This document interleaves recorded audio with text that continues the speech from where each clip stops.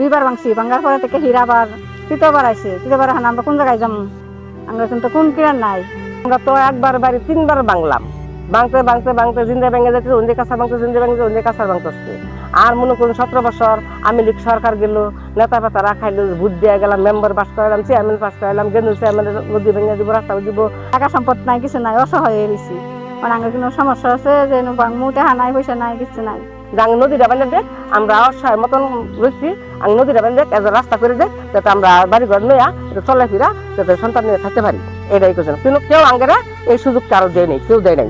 আমরা কই করে আঙ্গেরার জন্য আমি সরকার সীমা আছি, নেতা ফেতার জন্য আগে চিপ্পা মেরে হালাবো, এরকম সমস্যা করছে। ফান চৌধুরী ভোট দিলাম, না খায় না নিয়া, নিজে এজনও আসছিলাম, ফান চৌধুরী আমি এজনও আসছিলাম, কিন্তু ফান চৌধুরী কিছু দেয় নেই। এখন প্রতি ফান চৌধুরীর কাছে কোনো হাত বাড়াই নেই। একটা আমার রাস্তা আর কিংবা একটা নদী বান্ধা, আঙ্গে বাড়ি ঘর ভাঙে গেছে, সব হয়ে গেছে, আঙ্গের আঙ্গে একটা ইয়ে দরকার, এরা যাতে আঙ্গেরা